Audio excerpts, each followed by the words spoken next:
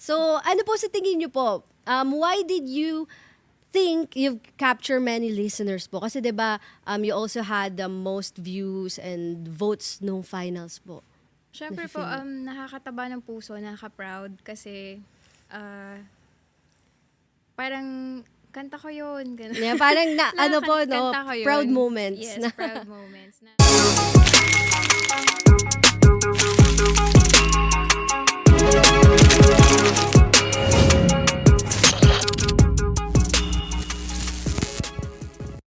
Best friends, nandiyan na pala kayo. Welcome to another episode of Music Cover, where you can showcase your own covers of your favorite musical songs. I'm your host for today, Lou Bram. Kasama naman natin ngayon ang may pinakamataas na views at votes noong nakaraang musiko. Kaya naman siya rin ang nakakuha ng Viewer's Choice Award.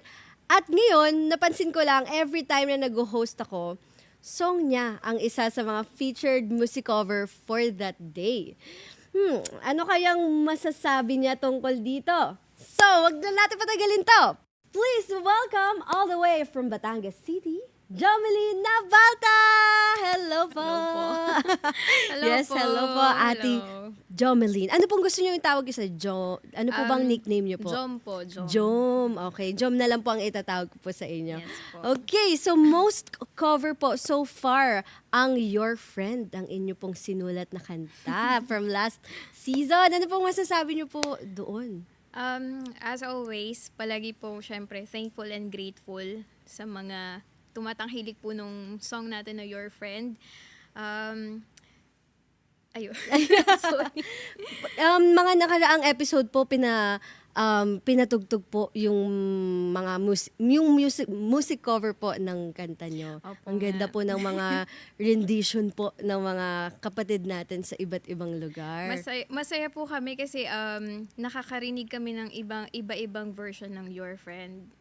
Totoo po. Ano pong nafe-feel nyo po kapag nakakarinig or nakakanood po kayo ng mga ibang cover po or ibang rendition po nung kanta nyo po? Ano pong Siyempre po, nakakataba ng puso, nakaka-proud kasi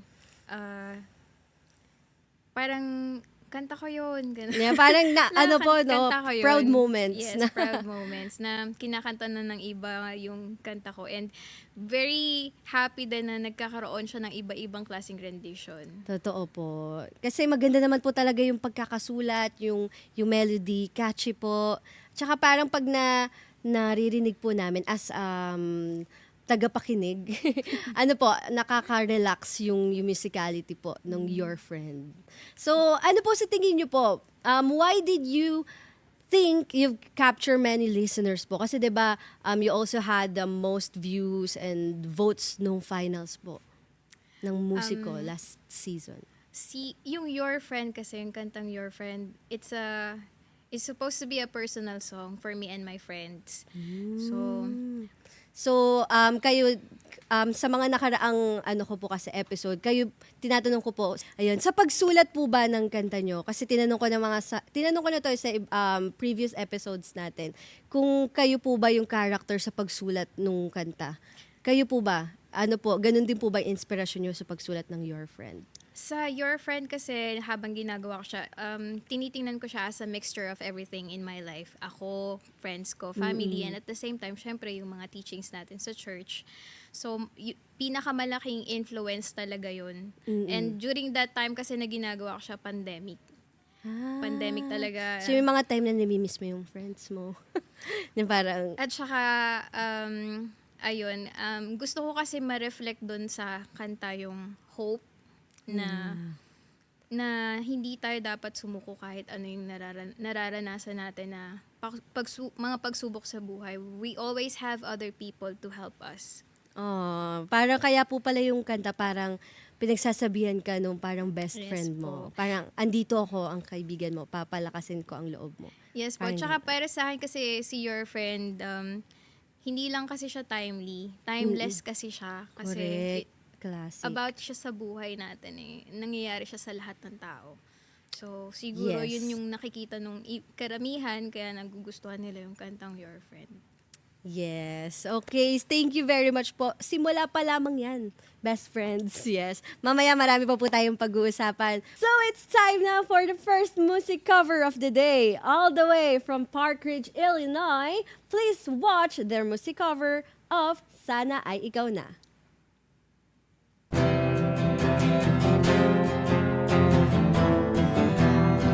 Na na na na, yeah, yeah.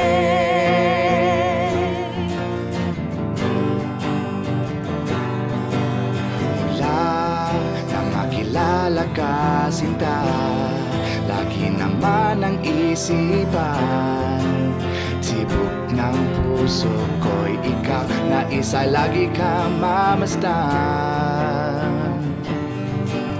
Ikaw na nga ba ang hinihintay na makasama sa aking buhay?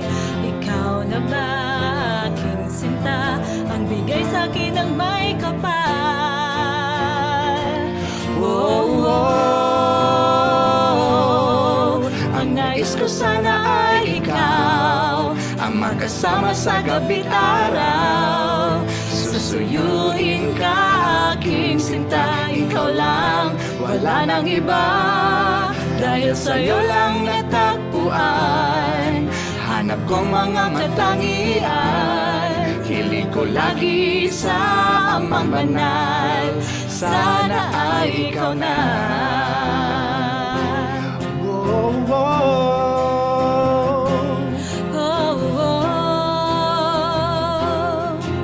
Sinta, iba't iba ka talaga sa lahat ng aking nakilala. Wala nang hahanapin pa, lahat ng tipo ko'y nasa'yo na.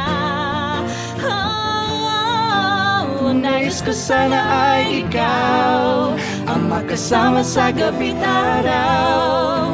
Susuyuin ka, aking sinta, ikaw lang, wala nang iba. Dahil sa'yo lang natagpuan, hanap ko mga katangian. Hiling ko lagi sa amang banal, sana ay ikaw na. Pangako ko'y lagi mong tandaan, pag-ibig ko'y para sa'yo lamang. O sana kung hahanap ka, ako na lang sana. Hiling kong ito'y huwag masanang matagal, pero ako'y handang maghintay. Sana'y sabihin mo na ika'y sa'kin At ako sa'yo lamang. Oh, ang nais ko sana ay ikaw, ang makapiling sa habang buhay. Sa ligaya man o sa lumbay, hindi ka iiwan. Buong pusong pagsasilbihan, magpakailanman. Hiling ko lagi sa amang banal, sana ay ikaw na. Sana Hiling ko ikaw lagi na. sa amang banal, sana ay Ikaw na. Sana ikaw na. Sana ikaw na. Sana ikaw na.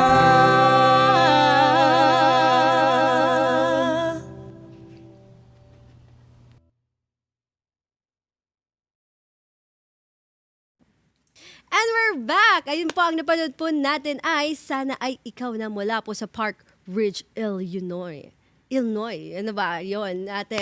Ano masasabi mo doon, ate Jom, sa kanilang music cover, acoustic music cover? Maganda yung pagka-cover nila. Yeah. Tsaka, knowing na hindi first language yung kumakanta, but they Correct. were able Yun to nga. execute the song perfectly. Parang, ano po, Tagalog po ang kanilang Yes. native language. No? Ang galing, ang galing. Magaling, So, magaling. ayun po, shoutout po sa mga taga Illinois. Ayan. more covers of your favorite musical songs when we come back only here on Music Cover.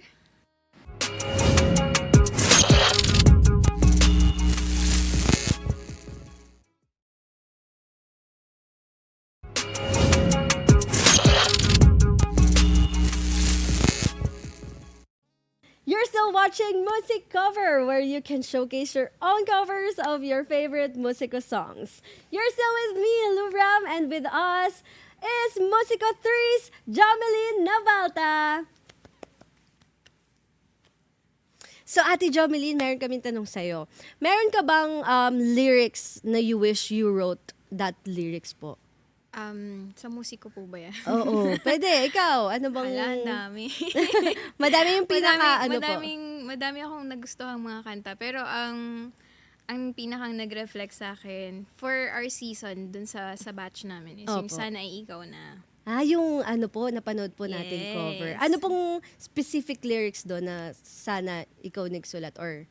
Wala namang specific but yung the way that it has been written kasi sobrang simple ng words. Very fan ako ng mga simple na kanta. Pero at the same time, simple yung lyrics na ginamit. Pero yung meaning, andun talaga. Malaman yung kanta. Yes, totoo. Meron din akong isa pang gustong itanong po. Kasi 'di ba, you're both a singer and a Opo. songwriter. Oh, gusto ko 'yon. Gusto ko ganong Confidence. confidence level. Opo. Opo. Pero kasi ano po yung nauna po doon? Yung pagiging songwriter niyo po ba or yung pagiging singer? Kasi 'di ba, you're both po. Hindi ko masabi kung alin yung nauna doon sa kung singer ba or Nung bata po ba songwriter. kayo, kumakanta-kanta na po? Kumakanta po ako pero walang nakaka-appreciate. Ay, Hindi, mali nyo naman. Hindi kasi talaga ako kumakanta in public kasi mahihain okay. ako. Hindi lang po halata. Pero see. I think na-develop po yung songwriting sa akin. The songwriter in me nung during pandemic talaga kasi sa work namin, doon kami nag-start na magsulat ng Mga kanta. mga show kasi yung focus ng okay. yung work namin before may part siya na kailangan namin magsulat ng mga kanta for kids.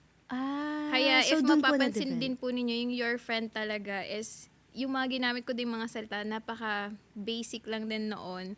Yeah. So, parang dun ako nasanay na ang audience ko talaga mga kids from preschool to grade 3. So, yun. Tsaka yung mga team kasi namin, more on hope, more on career, more on Yeah.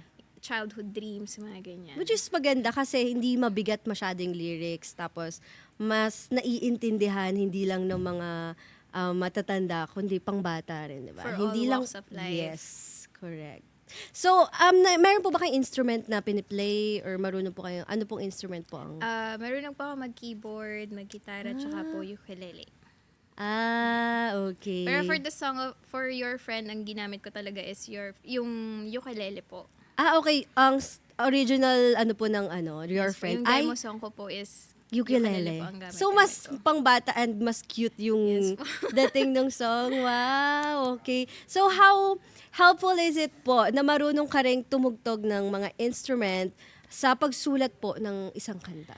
I think very helpful siya kasi sa ngayon ang gamit-gamit na ng maraming musician, ginagamit na nila yung Computer po, no? computer, Totoo. yung may mga software na yung iba hindi ko na alam. Tsaka mas patok na kasi yung mga may Yung pag-arrange, arrangement. pag galing sa computer po yun po ba? Yes. Yun nga po. So yun. Pero ako kasi old-fashioned, so more on instruments talaga, hindi computerized. Kailan po ba kayo, anong age po kayo natutong matutong mag-instrument? Or nakatulong po ba yung pagsusulat nyo sa pagiging, sa Sulat ng kanta. pagsulat ng kanta at pag-play ng instruments? Well, definitely, nakatulong po talaga na may alam sa instrument. Pero, hindi siya dapat maging hadlang kung sakaling hindi ka Hindi ka. marunong gumamit Correct. ng kahit na anong instrument. Kasi, ano naman yan nasa puso natin. Nasa Totoo, puso at yung- isip natin yan. Kung talagang passion mo siya, Yes. Kaya makakaya Minsan mo nga, siyang gawin. yung mga ibang songwriter, hindi talaga sila marunong kumanta. Yes po. Meron lang silang tenga na alam nila yung pangrinig, ayan yung bagay sa kantang My to. widow. Yes. Di ko alam yung specific tawag dun, pero ayun po. So, best friends, sa aming pagbabalik, live performance na ni Jomelyn ng kanyang hit musical song na Your Friend. Kaya, don't change your channel. Musicover will be right back.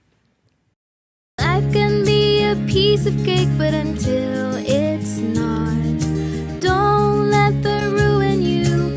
Face the world with a smile. Hey, are you still there? Hold my hand and we'll brave all the storms in our lives.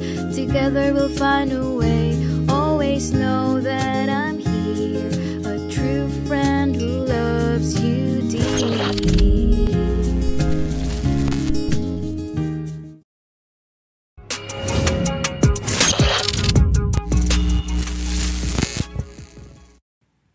And welcome back to Music Cover. You're still hanging with me, Lubram, and our guest for today, Jomelyn. May tanong kami sa iyo, Jomelyn.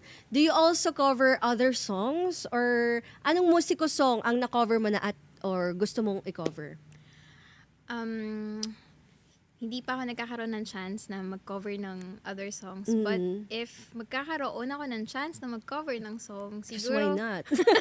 Ano po siguro yun? ang pipili, ang tataas kasi, yung boses ko kasi pang mababa lang. So Pwede siguro, naman bigla lagyan ng rendition, di ba? Or Pwede, ano pwede. po yun? Siguro yung Maginhawa, tsaka yes. yung kay Saivy na magsasama habang buhay. Tayo magsasama habang buhay. Okay. Ano nga yung sample nung... Hala. Una, sige, next time na lang po, best friends. Okay. Pero paano niyo po masasabi po kung good cover po yung i-cover niyo na song? Very subjective kasi yung question. Pero para sa akin, para masabi na good cover yung song is, if iba-iba kasi tayo ng interpretation ng kanta. Pwedeng yung interpretation ko ng kanta ko is ganito, pero sa ibang nakikinig, iba yung dating sa kanila. So, may interpret nila ng iba. But for me, para masabi na maganda yung cover is, kapag na-deliver mo, yung kung ano talaga yung focus mo dun sa kanta. So, if gusto mo na maramdaman nung nakikinig na in love ka, or in love sila, kung maibibigay mo yun sa audience, using your voice, your song, then for me, that's the definition of good cover. Good cover. Tama. Oo nga, no? Yung mafe-feel din ng mga listeners yung feelings ng songs. Yes. Yun. Thank you, Jomelyn, Ate Jom. Ayan. Muli nating mapapakinggan ang crowd favorite ng Musico 3. Yes, you heard it right. Ang Your Friend, live here on our Music Cover stage. So, wag na natin patagalin to. Please welcome Jomelyn Navalta. Hey,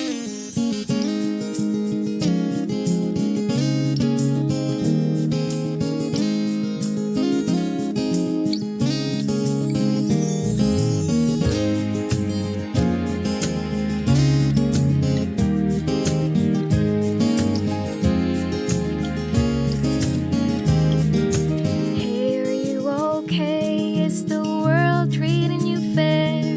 The sun's still out there. Even on rainy days, you can share me anything. I will be right here listening. Hey, are you alright? You can tell me if you're not. I can help you when you're down. Be a friend that you need. You can share me anything. I will be right here listening.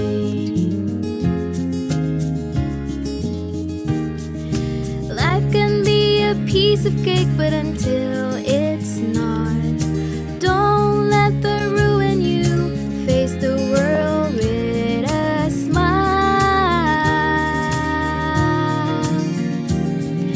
Hey, are you still there? Hold my hand and we'll brave all the storms in our lives. will find a way. Always know that I'm here, a true friend who loves you dear.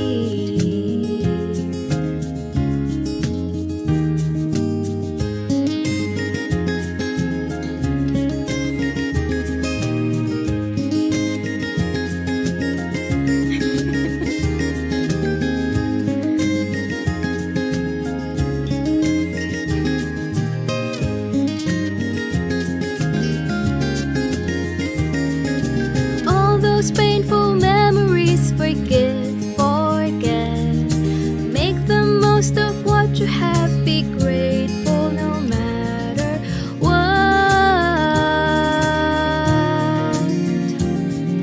Hey, you'll be okay, you were strong, just believe everything will be okay. If you patiently wait, have a lot more faith, believe you'll make it through.